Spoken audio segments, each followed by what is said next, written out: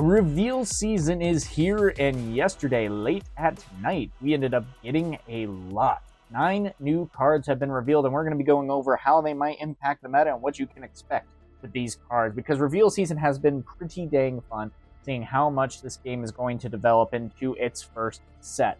That's kind of a little bit scary at times, mainly because, as you go into reveal season, there might be a couple of things that might be maybe a little bit lackluster. Maybe the game's not as fleshed out as it could be. It's the first set. They might play it safe.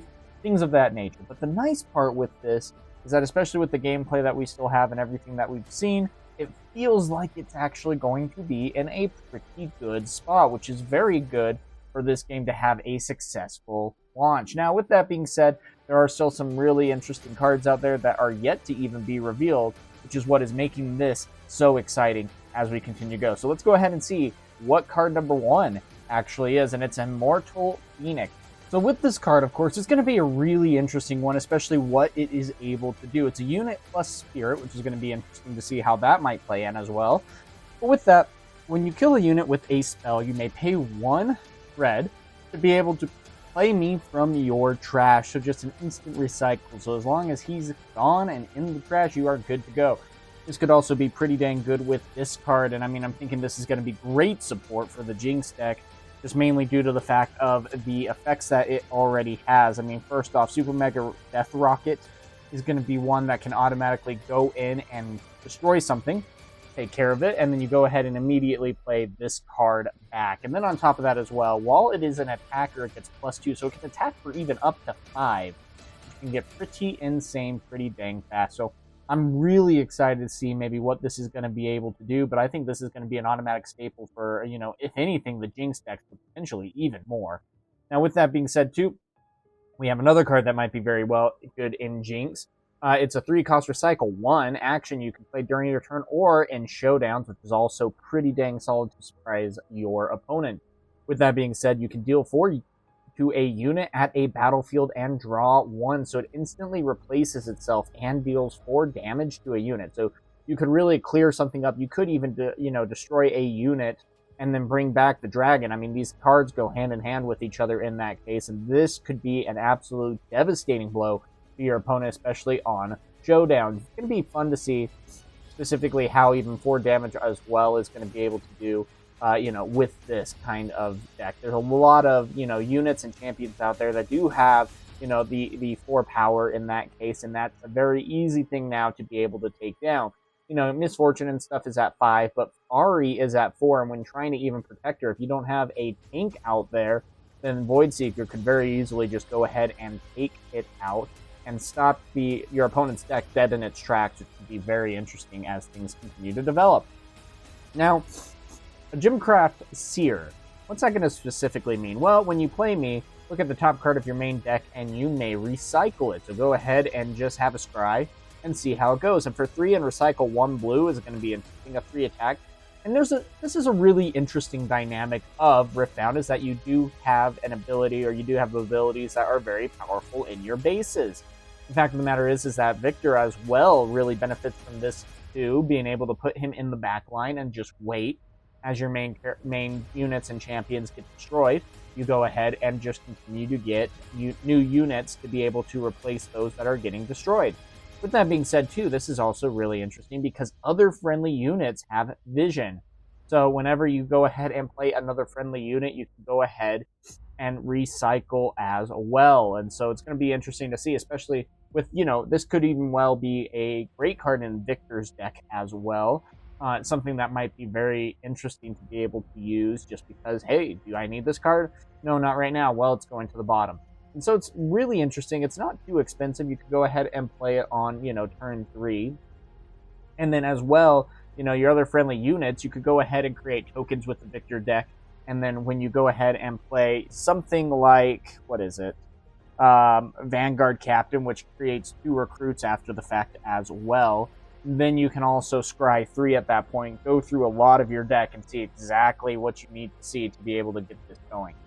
It's going to be fun to see how this continues to develop as the game progresses during this reveal season, but so far it's looking pretty dang good. Now, with that being said as well, we have Anivia. the Primal, and when I attack, deal 3 to all enemy units here. Just like that. So it's kind of a stronger Volibear in a way, because Volibear is at least able to deal 5 damage to a unit before even any showdown whatsoever, which can be a big difference maker. But then even on top of that as well, you know, he has 9 attack. But that's for 10 Recycle 2. This one's 7 in Recycle 2. Very well could be going in the Volibear deck as well, and it's an 8 power in that case. And I mean, just dealing 3 to all enemy units here. So if your opponent then goes ahead and plays, for example, you know, a lot of units out, you know, the 1-cost units like a Victor deck, then you can go ahead and play this guy. Now, you could very well surprise your opponent as well with something along the lines of Magma Worm, where other units enter ready, and then this guy can come in on the very next turn and just absolutely devastate and surprise your opponent. Also, even with Misfortune as well, if Misfortune even just goes from a battlefield back to a base, you can pick a character, a champion, or a unit to go ahead and ready up. Anivia is going to be a great option for that, because then you can automatically use that when you get things going again. And so, I mean, that can just absolutely devastate a battlefield, and seeing what you could potentially do to each unit in that case is going to be pretty fun to be able to see. Now, we got a new battlefield, which is going to be fun to see as well. When a unit moves from here, give it +1 this turn. Now, this could be something that would be very good with ganking, for example. There's a good amount of characters that do have the ability to gank, and then being able to move there and, you know, boost it +1 can be a very interesting ability to bounce back and forth.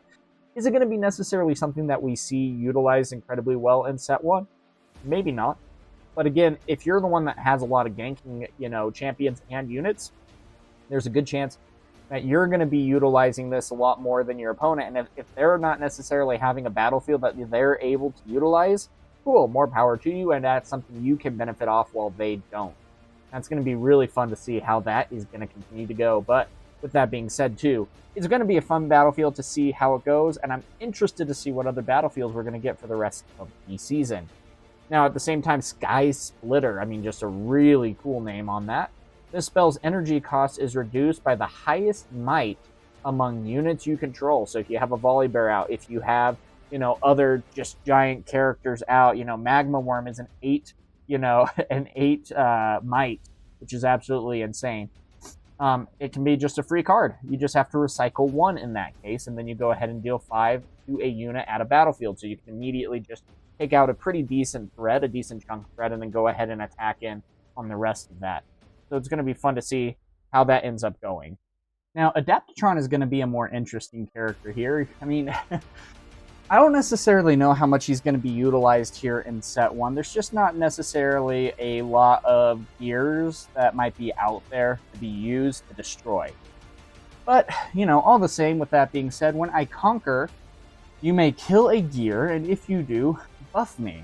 If I don't have a buff, you get to get +1 buff. And I mean, you know, that's going to be kind of interesting, especially only due to the fact that it can only get a +1. The only one who can get more than +1 buffs is Lee Sin, and that's going to be interesting to see how that's going to be utilized.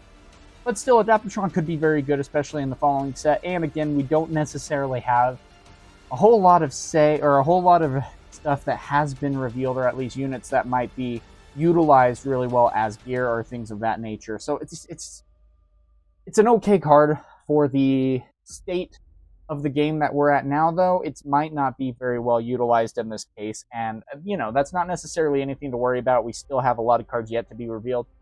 Maybe even in set 2, set 3, we might have a lot more to go off of with this. Now, we have another battlefield as well. Increase the points needed to win the game by 1. And this is going to be a really interesting dynamic. The ability to go ahead and say, nope, you don't need 8, you need 9. So you can go ahead and finally get to 8 really easily. And it's going to be fun, too, because it can really help you kind of prolong the game. I'm wondering if this is something that maybe Victor might be able to utilize, or, you know, characters of that nature. It might be a good counter to, you know, other, you know, battlefields that might be struggling, you know, with, like, Ari might actually really benefit from this if she can go ahead and hold battlefield it's going to be a whole lot easier for her to get to 9 in that case than it is going to be for other characters. And so this might be something that would be pretty well utilized in an Ari deck or things of that nature as well. Again, time will tell to see how that ends up going, but I'm really curious to see, what this is going to be able to do and if it's going to be really utilized in this meta. But still, getting to the game by 1, there are some, units and champions, and deck mechanics even that could really capitalize on this ability. Now, the very last card that we are going to be talking about as well is Acceptable Losses.